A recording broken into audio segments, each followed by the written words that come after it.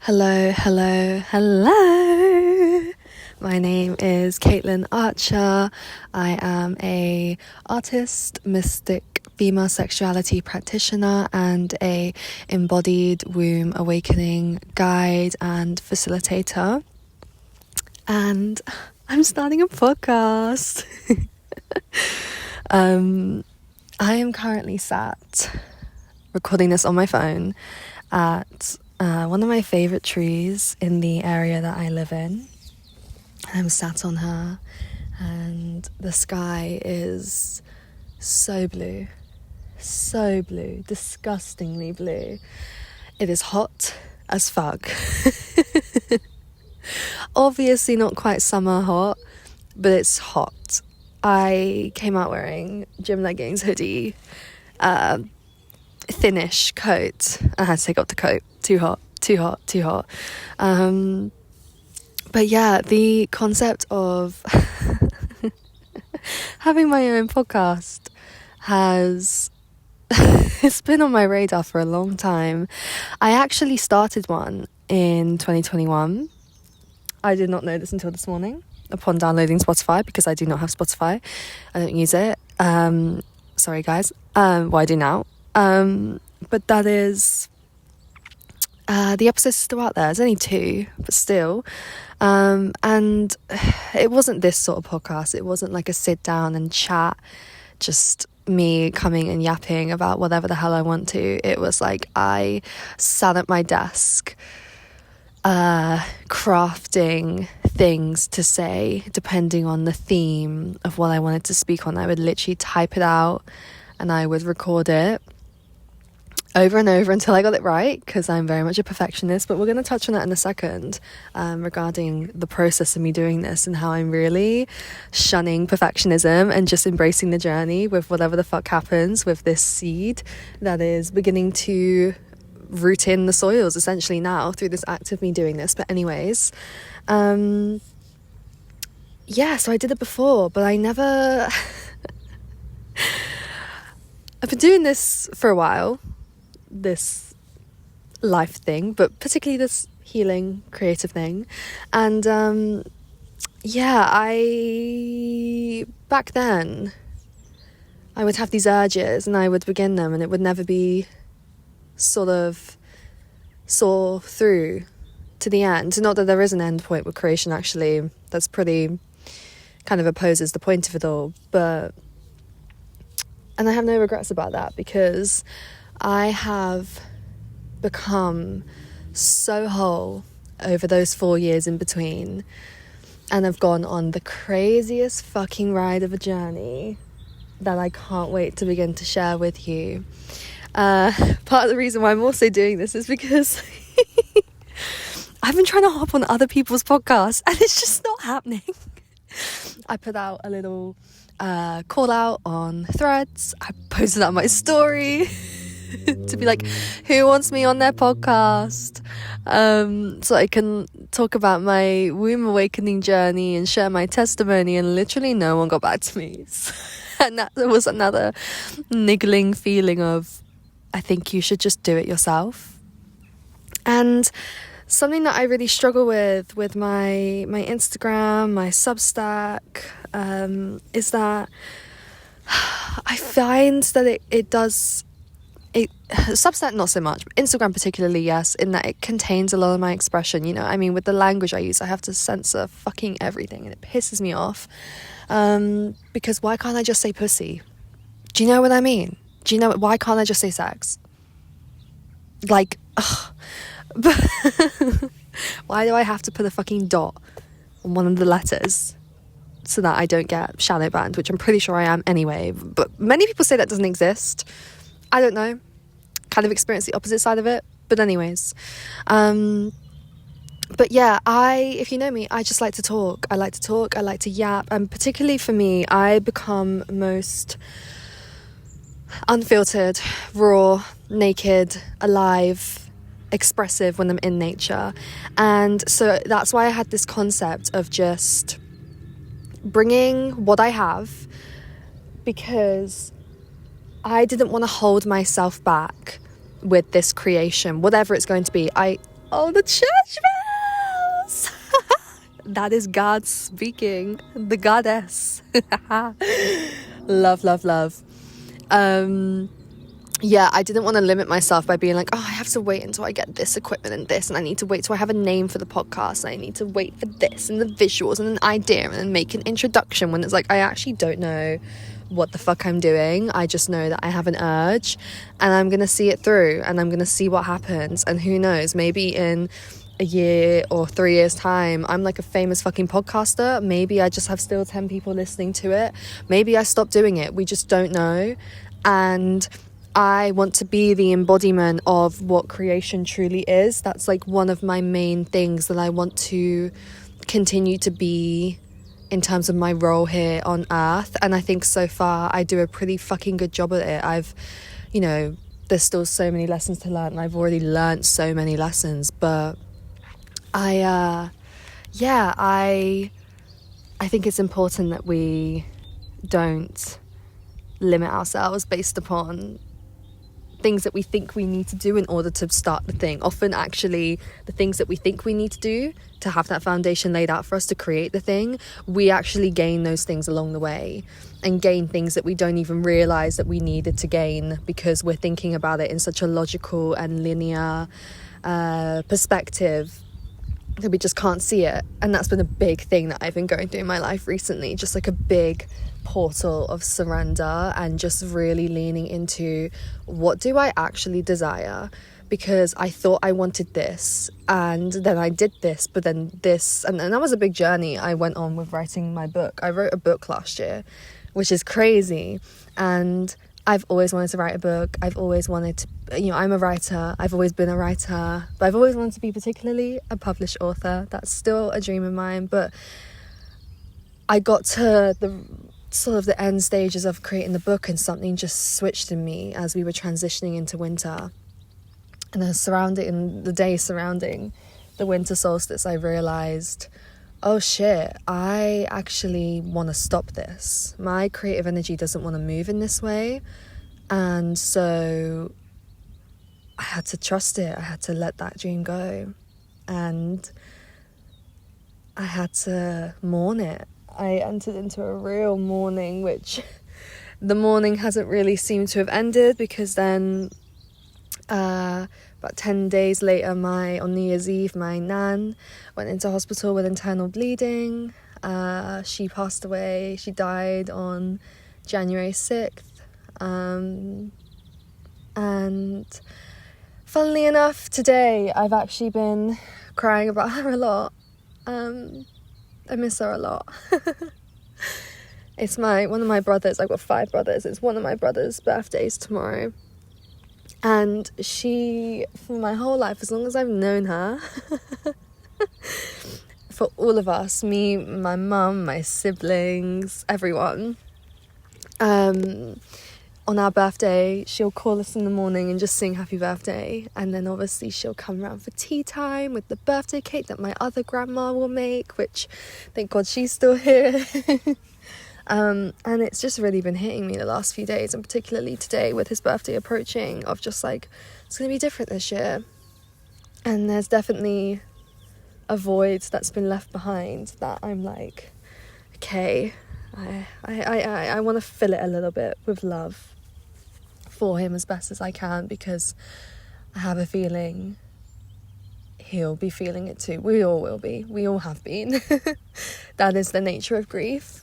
And shock, I'm like literally not even 10 minutes into this, I'm already crying. But, you know, again, like, I just really want to come on here and just be so authentic. I don't want to edit it. I don't want to cut loads of shit out. I'm going to stutter. I'm going to make mistakes. I'm going to say the wrong thing. I'm going to mispronounce shit. I'm going to laugh a lot. I'm going to cry a lot. And you can either listen to it or you just don't, like, whatever you want to do. But it's really important for me that I have this space to just like really be my whole self. And yeah, so, and I just love the concept of me just coming and sitting out here in nature, and hopefully you can hear the birds because there are so many birds and they are so gorgeous. Yeah. And a couple of things that I want to make really clear. I have almost some like disclaimers, I guess you could say, or some rules, or some, I don't know, expectations. That's the word, expectations. Some of my expectations for this that I want to make it really clear to you guys is that please do not expect consistency from me. You may get consistency. I'm not saying you won't, but don't expect me to be someone that is showing up like once a week or twice a week or whatever, with an episode on a specific day at a specific time. Right now, that's just not how it's going to be. And again, like I said, like this is very much going to be pure, raw creative expression. And just sort of showing you how conversation is such an art form. And I know this technically isn't a conversation because it's me speaking on my own, but it feels like a conversation. You know what I mean? You know? So please don't expect consistency. I don't even know if I have a name for this yet. When I was in the shower today, honestly, my shower today was so exciting because I'm so excited to do this. And once I really let it land in me the other day, I was with a friend, and I always have so many revelations when I'm with people, as I think we all do, because there's only so much introspection you can do with yourself.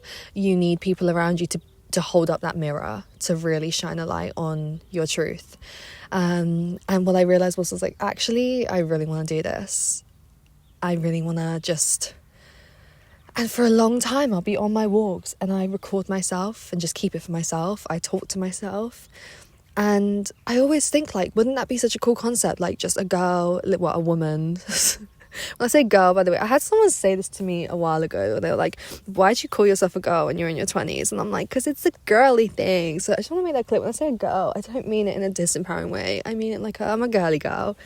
And I'm okay with that. I am and I'm not, but I am. And I'm okay with that. And yesterday on my walk, I really realised I am actually genuinely, truly so much more whole in myself when I embrace my girlhood. That it's just a vital part of my nature that I've been embracing more recently, and I love it. I fucking love it. I love girlhood. But anyways, what was I saying? I can't remember.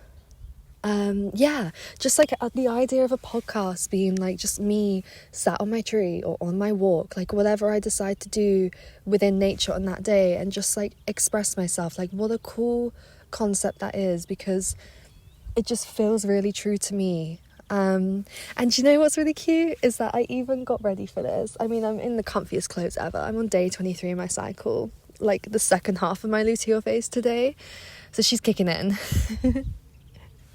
But luckily, because of how I've healed my womb and my cycles and my hormones, my luteal phases are not that bad, really, to be honest with you. I mean, obviously I'm tender and emotional and I have less capacity to give, but I still am...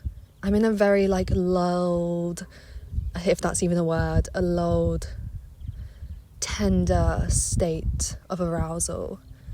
It's really quite a beautiful feeling. And I saw this thread the other day that was like, to anyone saying that like when you're in your luteal phase you don't have a libido, like you just haven't healed your hormones. Like, that's such a myth, and I could not agree more, because I find that in my luteal phase I have to make space more for my arousal, and I have to create environments, which is very typical of the female libido anyway.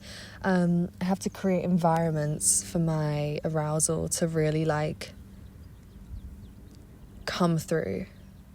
And it's not like an ovulation where it's like I'm literally, you know, the cervical mucus is coming out of me and I'm literally just like, I just want to get fucked because I want to get pregnant. Well, actually, no, I was about to say I don't. I actually do. Motherhood is coming up so much for me, which is really scary. And I actually communed with my womb recently about motherhood and about what my pregnancy will be like. And I got an age come through, and I'm not going to disclose it here. But let me tell you, when that age happens, and if I do give birth to a child, I will tell you, because I wrote it on my notes app on my phone, and it will have the date, And it's also my journal, so I literally have evidence that I did get that that prophecy from my womb space. But anyways, yeah, I can't remember what I was saying. I do this a lot. I go off on a lot of tangents, and I find it quite hard to pull myself back to the centre. But it's fine, because again, we're trusting the process, and we're just here to have a chat. But yeah, don't expect consistency. And my cycle plays a lot into that as well. Respectfully, the odds of me coming here on my bleed and recording a podcast is slim. Might happen. I'm not saying it won't. But, you know, it's important for me that I honour my urges, I honour my cycle. And I think every woman, every person with a womb should be doing that. And every human actually should be, on a grander scale, to the degree of just the earth itself and the different cycles she takes us through on a yearly basis. Again, as testimony of the innate cycles of humankind. But yeah, so in my shower, I was talking so much to myself, because I often do this. I pretend I'm being interviewed, or I pretend I'm on a podcast, or I pretend I'm like at my best friend's wedding giving a speech. Or I'm at someone's speech. It's really bad actually. I used to do my nan's eulogy all the time, and then I ended up doing her eulogy, and it was like, girl, you've been prepared for this. But I'll literally be doing like my best friend's speeches, and I'll be crying. I don't know why I do it to myself, but again, creative process. It's an art, I swear to God. And honestly, if you guys knew my eulogy that I did, that was a fucking piece of art. I'm telling you, no one could beat the eulogy that I did. I'm sure they could, but genuinely, it was so beautiful. But anyways, what the fuck was I saying? Yeah, and I was doing it again in my shower today. And I had to just keep going over and over and over again to myself, coming in with this discipline of like, Caitlin, save it for when you get to the tree, like save it for the podcast. And I would just be in the shower, so happy, la la la la la, minding my business. It was so fun. So I've got it all like in me now, and I can literally feel my womb and my pussy like alive, even as I say these words. Like, this shit is coming from the fucking guts of me, and I don't know what's gonna happen. It's gonna be wild. But yeah, in the shower, I did have a name come through. I don't know if it's gonna be that name, because I was like, going into this podcast today, and I was like, but I don't even have a name for what it is. Like, what do I call it? Just the Wild Mystique Podcast until I have one. But then I had this idea of calling it The Becoming. The Becoming, because again, if you read anything that I post on Instagram, and more specifically my Substack, this is a big theme of the work that I dive into. And I think my whole life is just one big becoming, and it is a lifelong becoming, and I'm fucking loving it, even though it literally does like take you to like the edge of like your will to live sometimes. I'm gonna be so honest, would not change it for the world. But anyways, so yeah, I think they're like the main disclaimers. Expectations was the word I used, sorry, that I have for now. Is just, you know, don't have expectations of me. Don't try to fit me into a niche. Like, you cannot contain me, you cannot put me in a box. Like, there will be some days where maybe, I don't know, I'm talking about grief. There'll be days when I'm talking about my womb. There'll be days when I'm talking about sex. I do want to have people come on this podcast and like just talk about things with as well. Like, that's really important to me, because I think my favorite thing to do is converse with people. I love having good conversation. It takes a certain kind of like person and particular minds for me to just like, it makes me just come alive. But yeah, don't put me in a box. Don't make me try to niche down, because it just won't be happening. Don't expect perfection.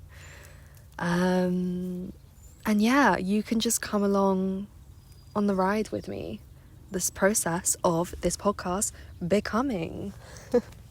So yeah, but like I said, I really wanted to speak on my womb awakening, and I don't know if it's going to be something that we can get into one whole episode today. Maybe we will have to break it into bits and pieces. I don't know. We'll just see what happens. We'll see what happens as this conversation unfolds. But my womb awakening has been a journey. It's been a fucking journey. I actually would say that my womb awakening began it was January 2021. I think it was actually it might have even been New Year's Eve of 2020. At this point, my spiritual awakening had been going on for probably about a year and a quarter. Though I've always been spiritual, it's more so in that way of being. And I remember it was because I went to my first ever women's circle on New Year's Eve. And she got me doing some like truly wild woman embodiment shit. It was like, getting on all, because I'm pretty sure there was the full moon going on. I might be wrong, but I'm pretty sure around or on New Year's Eve of 2020, or maybe it was New Year's Day, one or the other, there was a full moon. I could be wrong, but I'm pretty sure it was a full moon women's circle. Maybe it was a new moon, not entirely sure. And we were on like all fours, growling, bodies convulsing, and that was the first time that I truly, as that version of me, understood what sexual energy felt like to me. I didn't have the words at that time to describe that was that experience, but that was like my first true embodied experience of it. But yeah, sorry, I had to pause because there was someone walking past and I'm not at that level of confidence yet. But I'm actually walking now because a part of me just really fancied walk to really get everything flowing. But yeah, and from that point onwards, I just sort of went to this stage that was like, I can never go back from this feeling that I've experienced in my body. And it was a really unconscious experience as well. I don't think my intellectual self, my mental self, knew how to understand and digest what that experience was. But my life changed. And also just prior to that, the winter solstice of 2020, my mum sent me this meditation for the solstice. And I was doing it, bear in mind, I was doing it in literally a pitch black room. It had one candle on. And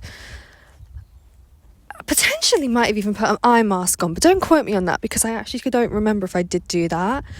But yeah, and I did this meditation, and the meditation, it took you into your heart in a way that I'd never done before. And I just remember I'd entered into my heart and there was just a blinding white light. Like it was euphoric, but it was also fucking scary because I had never in my life experienced anything like that before. My healing, quote unquote, that I had done at that point, it was very much like your typical, I was doing my meditations every day, taking care of my body in that sense, but it wasn't like I'm going down into the crevices of my being and sort of exploring what's there. And I was doing shadow work. I was very aware of what that was, but again, it wasn't in the way that I know it to be now. It was very kind of like it was giving manifesting 101. Like, and there's nothing wrong with that, but also like, well, but yeah, and so I just sort of, because at this point, I'm going to be so real with you, I was very typical about how I was in my period. would be, forcing myself to work out when I didn't have the capacity to, and then be putting up stories of like on my private Snapchat, literally being like, oh, I can't be able to do this workout, I'm on my period, like fuck my period, that would be the way that I would speak about it. And I have always been I've had a journey with my period, in the sense of I don't even remember my first period, which to this day saddens me. I can conjure up the somatics of my first period, but I don't have a memory.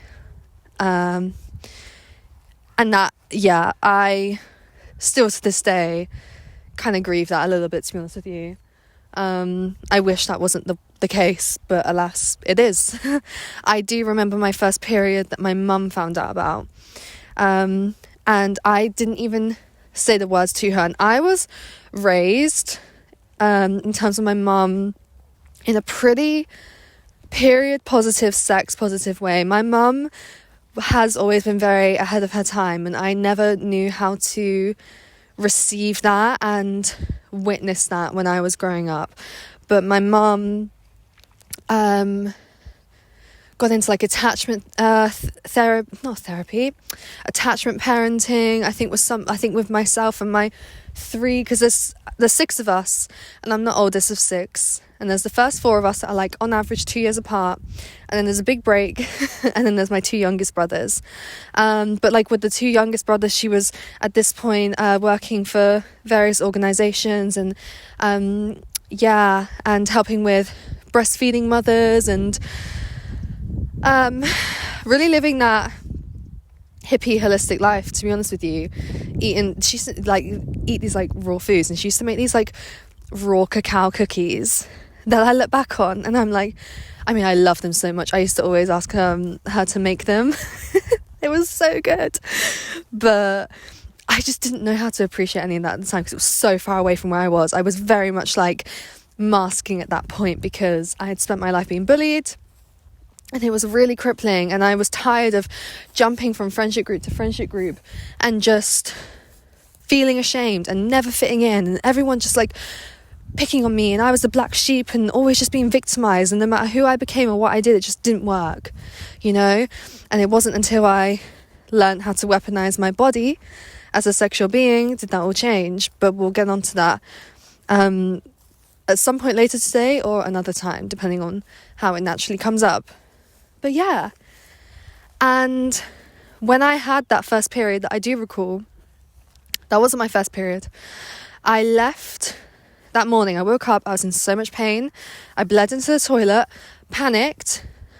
But what I did was, because I never knew how to use my words, working with my voice, my truth, has been like the greatest journey that I've gone on through this experience. And when I was a girl, I didn't know how to speak. And my mum, had raised me to literally be like, you're going to have a period one day, it's going to happen, and when it does, you might be with me, you might be with your nan, you might be at school, because my nan also raised me too. And so she was like, whoever you're with, like, tell them, and we'll all be able to help you. But I just couldn't say it. I remember the feeling of just being really panicked. And I've always really struggled back then, particularly to like, and still sometimes today, to be honest with you, to sort of assert my truth and assert myself wholly in my reality. So yeah, I left the blood with some tissue in the toilet, like I quote unquote forgot to flush it, went back to bed. This point, I even should have been up getting ready for school anyway, but I just wasn't. And my mum came into my room and she was like, I've seen the toilet, like, have you come on your period? And I was like, yeah. She was like, okay, you'll stay home from school today. I'll take everyone to school, and then like I will come back, like give you your, I think she gave me some of her panty liners, but was like, I'll get you some of your own, get you some chocolate, and like she did all that. And yeah, it was actually a pretty positive experience. I just have carried, I've just always carried shame, and I've had a lot of experiences that put that into me. I'm going to put a trigger warning here now, because I just have a feeling it will get a little bit deeper and darker with the things that we speak about. But yeah, I've, in terms of sexual trauma that I've gone through, obviously creates chronic shame in the body, in the system, in the psyche, everywhere really, that one has to move through, and help to soften in their system. And I've just always been very shy. I've often felt on the outside, and like the way that I think and how I feel and my creative experience of life just doesn't fit into what everyone else around me experiences, because I was innately erotic as a child. I've got a lot of, for the astrology babes, but just so you know, when I talk about my astrology and human design, I talk about it from a true sidereal perspective. I do not use Western astrology anymore, tropical astrology. I go based on what was actually happening in the sky. So yeah, but I've got a lot of Leo, and a lot of 12th house going on. So if you understand, if you know, a lot of Pluto energy. I've got Sun trine Pluto, Moon square Pluto, Jupiter opposing Pluto. I've got some more Pluto, I'm certain of it, but I can't remember off the top of my head. So I've got a lot of that really alchemical energy in my blueprint from the cosmos.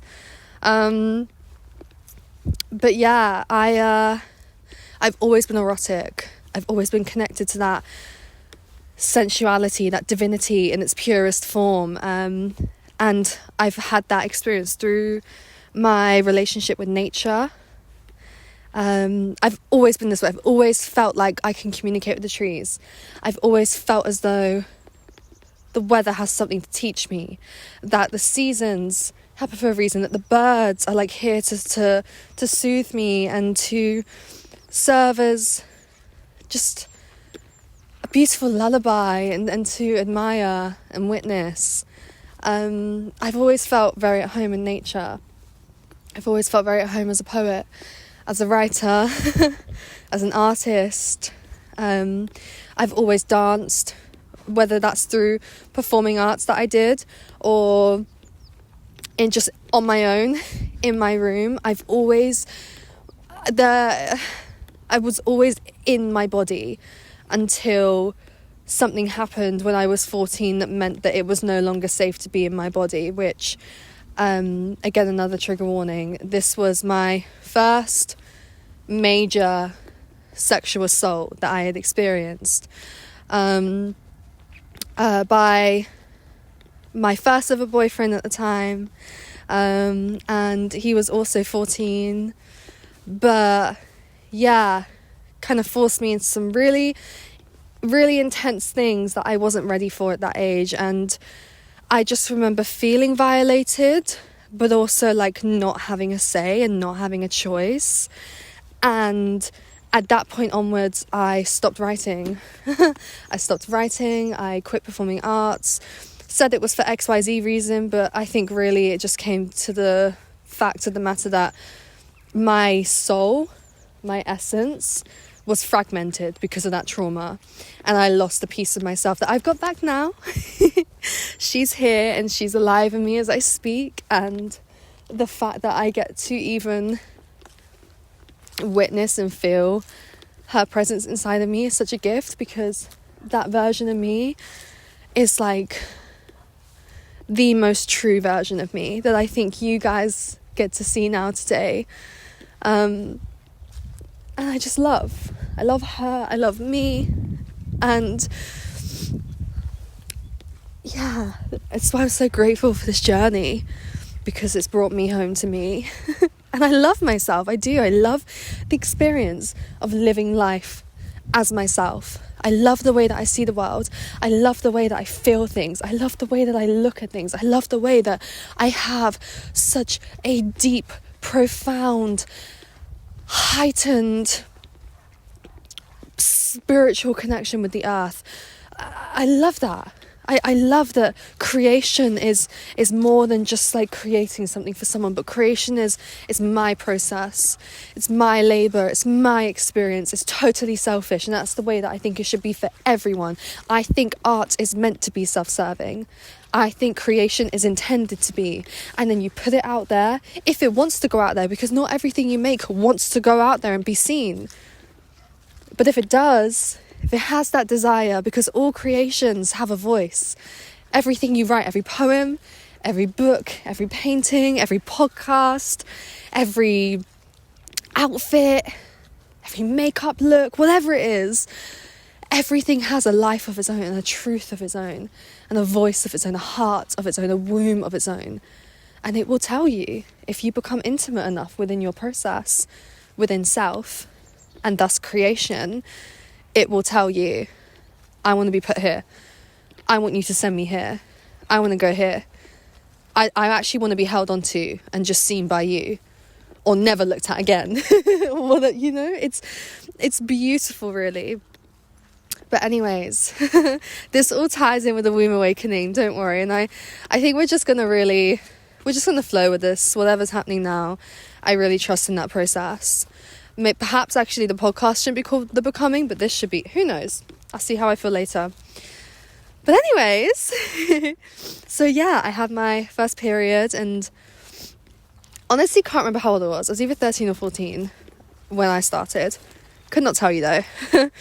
So sorry, don't have all the details. But yeah, I've always been very ashamed of it, but weirdly enough, felt more like a woman with it. So it was very paradoxical for me.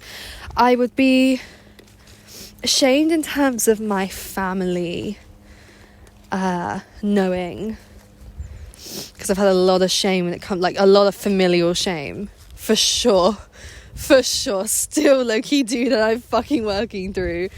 But I'm actually slowly, like, I'm in this journey right now of just letting myself be seen as I am and owning my job, owning the shit that I do. Like, yeah, I put fucking period blood on my skin, and what? It's fucking good for you, in not just physically, but in so many different ways. Yeah, I'm a female sexuality practitioner. Like, you know, it's like, it's actually really fucking cool what I do. Like, if I saw me, and I like outside of me as though I was someone else, I would look at me and be like, you're fucking cool. You're doing God's work, respectfully, because we need people like you. We need women like you serving the world in this way. And I just know for a fact that, like, the person that I'm growing into is growing into that cool old lady that you always look at, who, like, dresses fucking cool, is so authentic, so radical, so just, like, doesn't give a fuck. Like, that's my goal in life. And I can safely say that I'm on the path of becoming that. So, like, fuck you all, respectfully. But anyways. But yeah. But in a weird way, when I would be at school, I would very much... Because there was this one guy in particular that was like, we defo had like a chemistry. Later found out we defo did, because when I saw him when we were both like 19, 20 in a club before COVID, it was like... he like tried to get with me, but I said no, and it was a whole thing, and it's one of my regrets. But anyways, we definitely had like a chemistry when we were in school together, and we always, like, because of the seating plan would just like put us together in lots of our classes. And I remember I would like intentionally keep my sanitary towels like slightly seen, because something about being a girl and having a period felt erotic to me, and it wasn't something that I, again, like I can now, could have journeyed through and really accessed at that young of an age, and also articulated for you. But I just knew that I had this like knowing, and I had this way that I kind of, in a certain way, wanted to put it on show, because it made me feel like turned on, essentially, like it did, which is exactly how I am now. My bleed is my favourite part of my cycle. I could do a whole podcast episode talking about my bleeds, and actually maybe that's something that I could do, is that when I'm on a bleed, when I've next got capacity, I just like, I'm in that womb void, that just like intoxicating allure of menses, and I just like channel to you whatever the fuck comes through, so you can like experience the true pleasure and eros and raw fleshed out guts of life and goddess and self and womb, which is, they're all one and the same that I experience. So yeah, and then I had my first abortion at 17, and at that point periods became a bit of a triggering matter for me, because I was very traumatized by that abortion. It went wrong, and I had a D&C. I'm assuming that's the only way that I know, is because I've just done a lot of research on it, but no one ever told me what happened. Trigger warning. But I was, the abortion went wrong. I had a retained product. He didn't want me to go to hospital because he didn't want his parents to find out. I don't think they ever did, but his mum wasn't stupid, but he was like diehard Catholic, even though he was literally a nonce. But anyways, and always the way though, it's kind of on brand. But anyways, not to be rude, that's kind of rude, sorry. But yeah, and extremely abusive man, and yeah, and I was like wheeled immediately into like the rooms at A&E, forgot what they're called now. Immediately I was like put on the table, legs opened, the big metal cylinder put in me, and then all I see as I'm like screaming out in pain, my ex-boyfriend's behind the curtain, my mum's at my head, I'm literally howling. Like, again, like there are moments in life where you meet like primitive self. That was one of those early experiences that I had, where it was like I met my primal animal wild self. But again, I was 17. I didn't have the words for it. I didn't have the awareness to understand it. I just knew in my body that was what was happening. And I just remember feeling violated, because then all I see are these like metal clamps, not the word, like I don't know, like scissors but not scissors. I don't have the word, it's gone, but I just see these massive things and I'm like, holy fuck. And then all I feel is just like scraping, and then I just get up and there's just like remnants of my, you know, the tissue and matter in my womb from the retained product. And yeah, and I ended up sleeping in hospital for like 4 or 5 days. I had to have surgery, and it was just, my periods after that just became a reminder of the grief, because it took me years to get over that. Years, I'm talking recent years, like recently have I been able to really sit with it and like process it. And again, with you know, scars like that, it's spoken about by Clarissa Pinkola Estes. So I've literally read her book today in Women Who Run the Wall. She talks about, you know, there are just scars that women have, and abortion is one of those scars. And it's just something, you know, I'm a big believer with grief, is that it's just a lifelong process. And it might be that like I'm fine about this, and then in 50 years like it comes up and I just have to sit with it. It is what it is. It's like, you don't want to. I didn't want to cry about my nan today. I didn't want to miss her today. But it's like, that's just the nature of heart, of love, of life, of loss. But yeah, my periods became quite triggering. And then I was forced to have a copper coil put in. Again, I didn't want it. And that experience was really painful. And that was really traumatizing because of I used to self-harm at that age. I tried to commit suicide a few times, and I was really struggling mentally, understandably, considering the shit that I've gone through my whole life with my various, you know, means of abuse that I have been put through.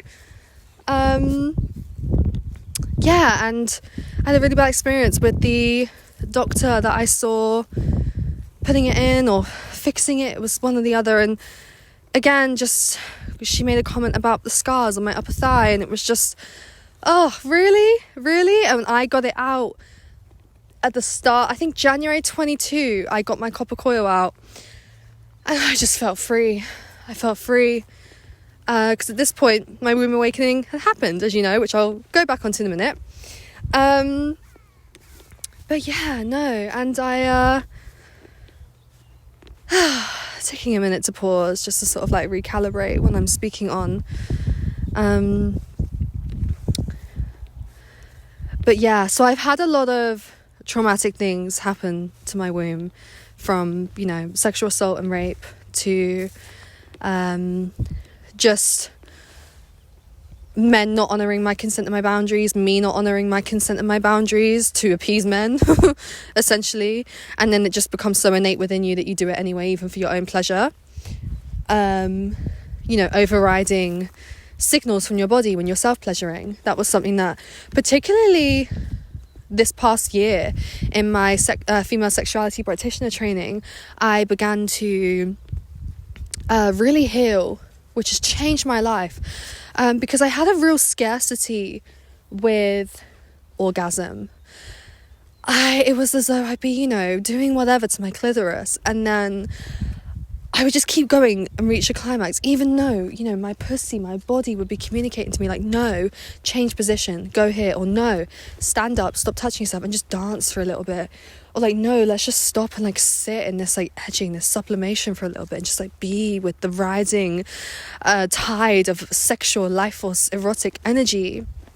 And I wouldn't do it because it was just so ingrained in me. And I think I had a scarcity of orgasm because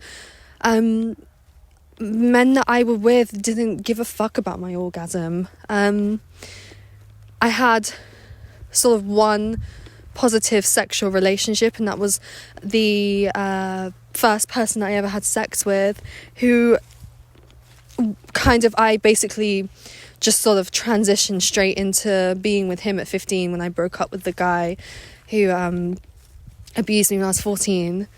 And yeah, like, it wasn't about sex with him, and I got the opportunity to take my time and to have my boundaries respected. My consent was respected, like nothing was forced. It was a really safe space, and so that's a whole other story.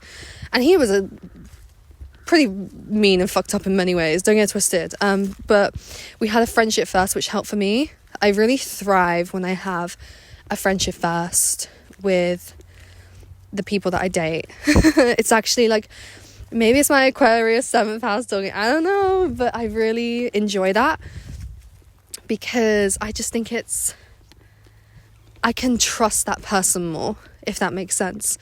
And I know that I fundamentally actually like you as a human being, which with all of my exes, to be honest with you, like, I didn't actually like any of them as a human being. I just twisted myself and, you know, masked myself up so much and lost myself thinking that I did actually like them as a person and respect them and value them and love them, when I actually didn't. I was just looking to be saved, duh, and to fill a void, duh. But yeah,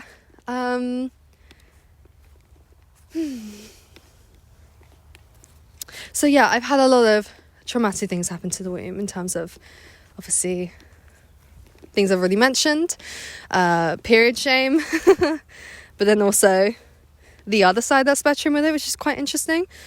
Just painful periods anyway. I wasn't really one once I got into my really bad relationship at 16, because again, it was just back to back with me from like 14 to 19 or 20 essentially. Never had any time on my own. There would always be someone there for me to be with if I knew one relationship was going to end. It just sort of happened naturally. But yeah, and abortion was obviously a massive scar, and particularly not just the abortion, not just the lack of choice, because I didn't have a choice for the first one, but it was the trauma in the hospital that really, really got to me and really had an impact on me, because it was pain that I just have no words to tell you. Unless you've been through something like that, you just won't know. And having an abortion, as physically painful as it is, it's really undersold the truth of what having an abortion is like. I remember the first time I had it, they just said it'd be like a heavier period and it should go within a few days. And then I'm up at like 3 a.m. having a literal fetus pass through me. And I'm like, no one told me about this. And I remember panicking. I was trying to call my boyfriend at the time. He wasn't answering, so he didn't give a fuck. And I just remember I was like, I can't flush my baby down the toilet. I just couldn't do it. Because I genuinely, at that point, it was weird. It was like when you become pregnant, even if you know you're not going to keep it, something changes in you where it's like suddenly you value your body. And I remember that happened to me at 17. And it happened to me again when I was 23. I had a second abortion at 23, which is a different experience, but also kind of similar. The first time was kind of repeated in a different way, but we won't get into that right now. I feel like I could do a whole episode on my abortions just as it is. But yeah, and it was like I was 17. I was self-harming. I was constantly trying to overdose on drugs, like prescription pills. And I picked at myself so much physically, even though I was pretty. I still am pretty. Like, yes, I don't look like the normal, like, sort of like standard beauty, but like, I'm fucking beautiful. I have this beautiful, ethereal, angelic essence to me that I love and I appreciate. And I was horrible to myself. But then I knew I was pregnant. And suddenly it was like I was touching my body tenderly and holding my lower belly and admiring my breasts that I've always hated. I've always been insecure about my boobs. They were always so small. And suddenly my body, I went from how can I tear you down to how can I make you a safe container to carry this life. And I think it's just a biological thing that happens, is the conclusion that I've come to regarding that. But yeah, and then my womb awakening, we're going to fast forward now to 21. I've had that women's circle that I first went to, and then something just happened in me where I changed. And now all I'm hearing in my head is Defying Gravity. That's one of my songs. Defying Gravity always has been. It just like encapsulates me and my journey. There's something has changed within me. That whole thing is just like, I feel it on a soul level. I genuinely do. And I love it. But yeah, and I just began meeting my body in a different way. I remember not long after that I had a period, and it was fucking painful because they always were. And I've got pictures of it on my phone. I think I put them on Instagram once upon a time as well. I don't know if they're still there, but the clots that would be coming out of me was like bigger than 50p coins. I'm talking like, like two sort of put together in terms of length and width, like it was painful, the shit that would be coming through me, because I was holding on to so much. I was holding on to so many emotions. This actually came from the reading that I got at the end of 2020 as well, in October, where the psychic said to me, she was like, you feel deeply, but you have this tendency to like hold on to the emotion as though you don't want to let go of it. And again, it's only in like the recent like year or so that I've actually really sort of like managed to sort of crack that, because it's true. Like I've spent my whole life doing that, because my identity was my pain, my identity was my trauma, my identity was my suffering. I had every bit of me that made me me, the artist, the erotic expressionist, the girl, the playful child, the sensitive soul, the innate communicator with nature. I had every bit of me that made me me stolen from me, and it was left behind in all of these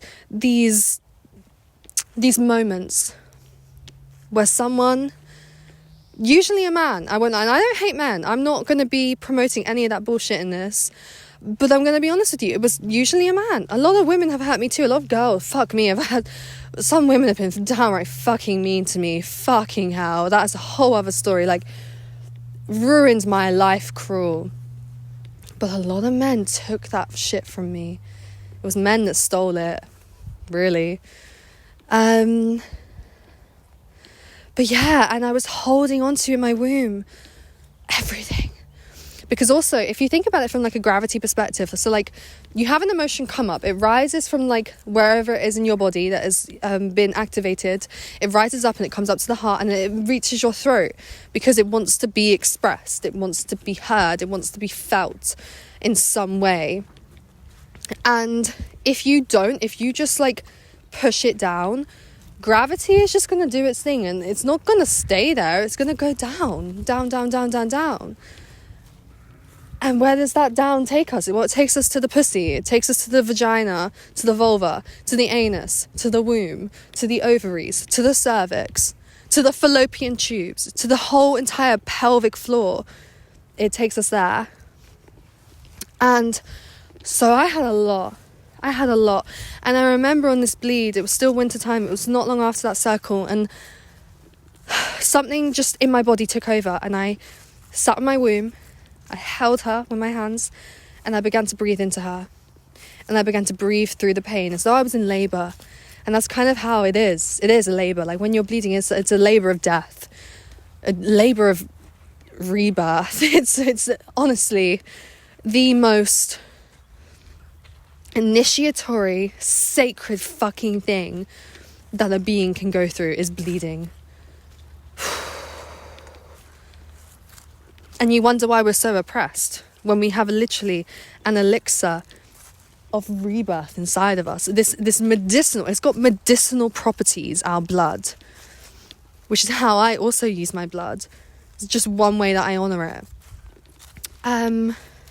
Yeah, and I began to breathe, and the breathing turned into sounds, and the sounds turned into hip movements, and then eventually the pain stopped. And I had moved through this contraction. And so that kind of set that off, where I just never stopped ever doing that. Still to this day, I very rarely get pain, but for example, my most recent bleed, the cycle that I'm currently on, really painful. I mean, I've had a stressful few months, guys. It's been horrible. Like my winter was a really, really hard winter. So it's understandable that would be, of course, if you're stressed all the time, it's reflected in your cycle. And most people are stressed, and most female beings are stressed because we are not built on a biological level to fit into the system that's here, this corporate world, this 9-to-5 world, this linear state of being. We just are not that.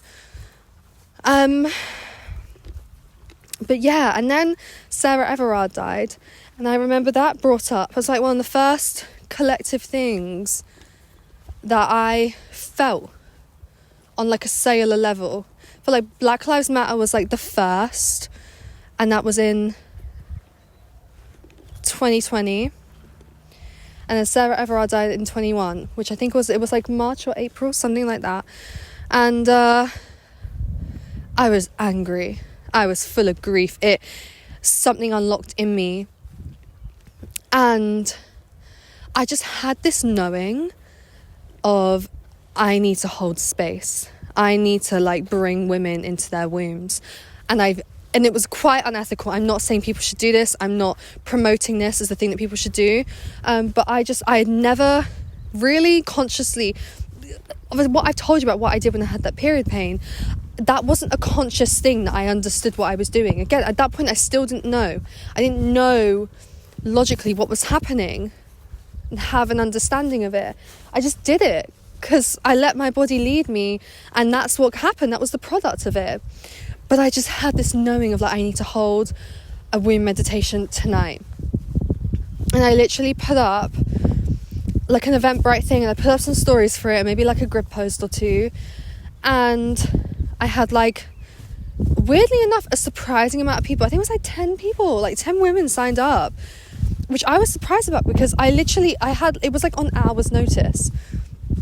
And yeah, and I was like a 45-minute session or an hour, and it just happened. I just led these women through, and myself simultaneously, through a womb meditation, and it just all took off from there. I had almost awoken and initiated myself into like my medicine woman, essentially. And every single crumbling I've ever gone through in my life since then, over the years, the same calling comes back to me, which is that it has to be that, because there's just nothing else for me. I would not be me as you know me today without my womb and my connection to my womb that I have spent years cultivating. And I just began deep diving into the womb and the biology of everything, and then also like really exploring my body. And I will say, like, I definitely, everything that I do now, you know, with my sex magic and my yoni de-armoring, the pleasure work, I was doing all that back then without credentials, and I was just experimenting on myself, and I definitely took it too far. My trigger warning, my childhood sexual trauma came up during that process in 2021, of course, and I went from sort of like within the space of 2 to 3 days, maybe even less, of being in this mindset of I can't touch my body ever again, I feel so like disgusting and like unsafe, to literally then like learning how to squirt for the first time like through like penetration.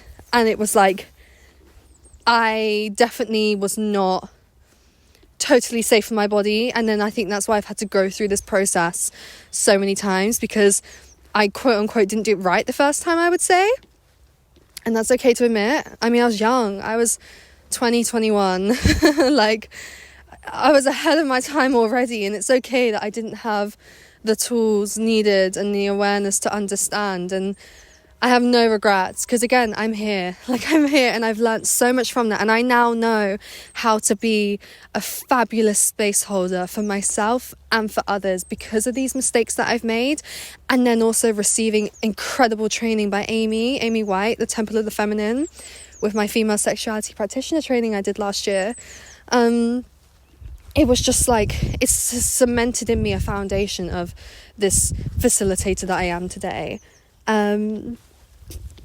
But yeah, and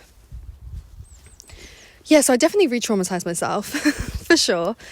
But that was like my heart and my soul, like the center of my life was literally womb work, pleasure work, pussy work, just embodiment, reclamation of the body for literally years, until a couple of years until I got to the point where it was like, why is my business not picking up like everyone else around me? I started against that, and I had at that point a lot of conditioning around me in my ears from certain people, certain aspects of my life that were like, get a normal job, give up on the dream, like it's not gonna work, like that sort of attitude, because I don't think it was understood. And to be honest, I don't think I was ready back then anyway. So again, it all worked out perfectly, because if it had taken off then, I probably wouldn't be me here now doing this, knowing what I know. You know, I probably would be, but it would have been a different journey.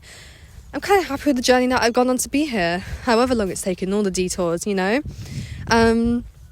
Knowing that this journey is a lifelong one anyway, so Lord knows where I'm going to end up. It'd be incredible to find out one day what I'll live through.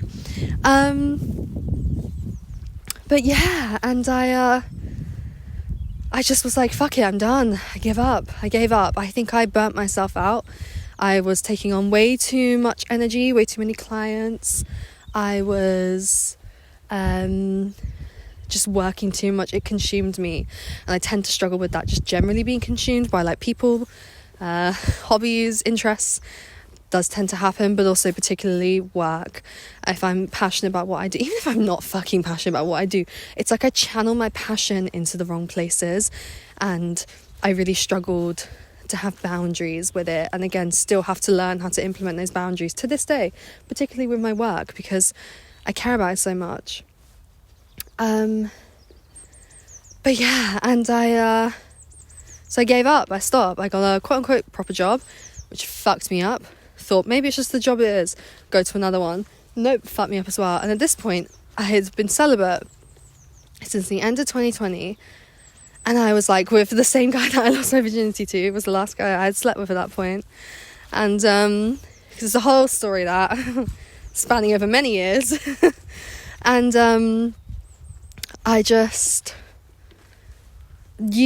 I wasted my celibacy, and I have a whole thing that I want to write on this. I've just not really got around to, but I wasted my conscious celibacy. It was like the least conscious celibacy that one could possibly experience. I spent the whole time either thinking about my ex, the guy that I was most recently with at that point, because I was literally obsessed with him. I really thought that we were like it for each other. We aren't. But also then at the same time, like looking for the love of my life in every room that I ever walk into, as well as then also literally like manifesting every fucking night my dream man, my divine counterpart, and it was like all of my fucking energy went to that. And so then, you know, next thing you know, I've lost the thing in my life that I'm most passionate about. I've kind of given up on it essentially. I'm still integrating it in my daily life, but not in the same way really. And I'm at jobs that I fucking hate, and I'm desperate for a man. I'm desperate to be loved. I'm desperate to be fucking loved is what it comes down to. And so again, the ins and outs of how it happened I won't go into because it's too long of a story. It spans back from before I even quit my business. But we ended up getting together. I didn't even want to be with him. He essentially coerced me into having sex with him the first time that we did before we were together. The next day texted me saying he loves me and asked me to be his girlfriend. I'm like, at this point, trauma bonded to him, and I say trauma bonded in the way that it actually should be used and not in like the TikTokified way, because of my past sexual traumas. And I just said yes, because I have this conditioning that I realized through him, where it was just like it's like I have sex with a man and I feel like I owe my like heart to him, which I've not been sexually with anyone since I broke up with him August 23. And I don't know when or what the nature of my next sexual relationship will be, but I am intrigued to see sort of like, is it a case of like this isn't a person that I'm going to commit my heart to in terms of a very committed romantic relationship, but like our hearts are in it, of course, because you can't have sexual sovereignty without your heart being open. Ultimately, you don't have to be in love, but your heart has to be open to receive and to receive, no, to give and to be received. And that really took me away from it all. And at that point, my cycle was really showing symptoms. As soon as I got with him, I was getting yeast infections. I remember telling my best friend about them, and before she even said a word, I was like, no, Chloe, I know what you're going to say. It's not for that reason. Purely because when she was with her ex, she was getting yeast infections, and she was saying, and we both sort of came to a conclusion at that point, which was like 2020 or 2020, that was sort of like no, this is her body telling her that this relationship is not for her. And I was like, no, it's not what you think, Chloe. It's just I'm stressed and the emotions and my work, blah blah blah blah blah. Knowing deep down what this was telling me, but I just gripped so hard, and then ended up getting pregnant by him, and then had this idea that this abortion would be different because like he would be there for me, and I could rewrite the story of what my ex at 17 put me through. He was a total shithead. Really regret getting back with him. It didn't last very long after I got back with him anyway. The universe literally would not let me. I literally did my first spoken word poetry performance, which had been literally chasing me for years. Did it. Next morning at 9 a.m. we were broken up, and he kept trying to like pursue me, low-key stalk me, harass me, still to this day harasses me. And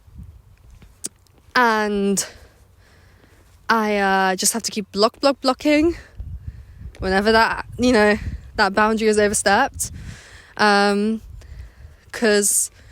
I'm not trying to get these fucking toxic men, these energetic, vampiric men, harvesting the shit out of my divine, pure, loving, erotic energy. No. I saw what it did to me in 23. That shit will never happen to me again. Like, it might do, who knows, but I don't want it to. I just respect myself too much to let that happen now. But anyways, but we'll see, because it's different. You know, we can know these things and feel these things on our own, but it's, especially for a lot of us women, when it comes to men, it triggers a whole big fat can of worms to like spill over, you know? So relationships are like really interesting containers for healing to transpire, whatever that nature of that relationship is. But yeah, and I was just totally alone in that abortion, in the process of having the abortion, but it just awoke something in me that was just like, I'm back, bitch. Wild Mystique is fucking back. And I remember I have like a notes app from during that time when I was like pregnant or in the abortion, something like that, where it was like, Wild Mystique is calling me and I need to go back to her. And I like, at that point, I was still doing my cycle tracking and but it wasn't devoted like it is now, like it was before. It was just sort of like, yeah, like, you know, this is the numerology of my cycle and I bled on this lunar energy and whereas at that point it was like, she's fucking back, bitch. And yeah, and then something again changed in me, and as particularly when I wielded my voice in such a way, which throat, pussy, womb, so connected, they are literally one. So you can't do expression work, you can't do truth work without doing pussy work, without doing womb work. And this is what I try to explain to people all the time. They both go hand in hand together. And then you have to have the heart work too, because you can't have any of that without the heart as the bridge from, you know, pussy, womb, belly to throat. So we need it all. We need an integration of it all. But anyways, and yeah, and I wielded my truth in such a powerful way. I wrote the piece literally on the day, and I just like did it and surrendered, and it was like never gone back since. And then I moved to Italy like a month and a half later, and then I moved to Scotland after that. And Italy was one thing, found myself in a way that I never have before. And then Scotland was like, found myself, but like the pits of me, like the shadow of me. And that was a process. I came back to Milton Keynes because it was like, I'm not meant to be here, like doing this work with this family. Like, no. And here I am now, went on a whole journey, which I'm not going to go into because we've been here for quite a while now. And if you've made it this far, I love you so much. Thank you.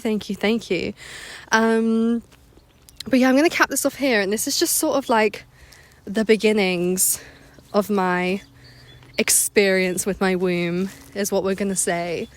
But yeah, I'm so excited to begin this process, honestly.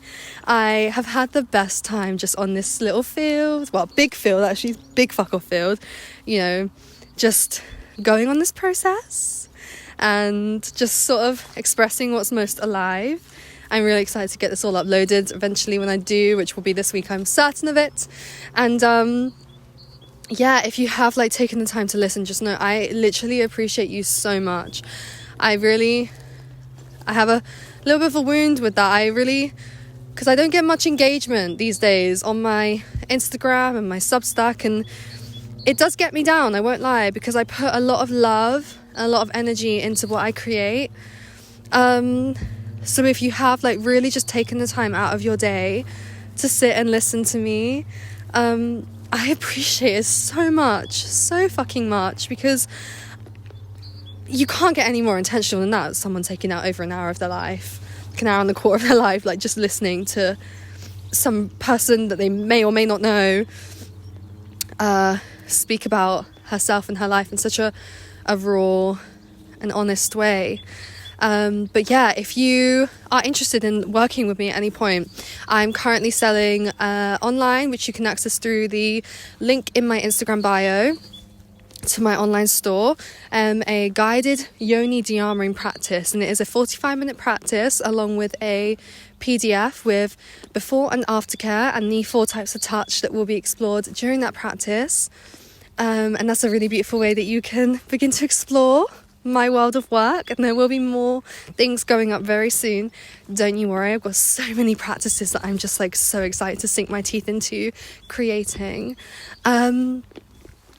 Yeah, and you can also work one-on-one with me. I've currently got an offer on for 5 one-to-one sessions that we can spread out over the course of a couple to a few months, for 75 to 90-minute sessions of whatever you need, from, you know, heart healing, womb healing, to yoni de-armoring, sex, magic, pleasure practices. You know, we'll work really closely together. You'll have one-to-one support with me via Telegram for the time outside of our sessions, and just for me as your facilitator to check in and make sure that you're all good and supported and held and loved and safe. So yeah, I can't honestly remember the price that I've got of that at the moment. You'll have to check my Instagram. But if you have any queries, and I definitely would love to have a conversation, just sort of check in before anyone decides to commit to that, because it's really important that we are on the same page behind what you want to get out of the space, and if I really can give you that in my space, because it's not always the case. Sometimes it might be that I can recommend you to somebody else that I know to support you, because I actually feel that they might be a bit of a better fit for you than me with my expertise, you know. But yeah, on that note, I'm starting to get a bit out of breath. I'm going to leave this here, and I'm sending so much love to you. Thank you so much for listening. I already cannot wait for the next one. I've had so much fun doing this. And yeah, take care, my sweet loves.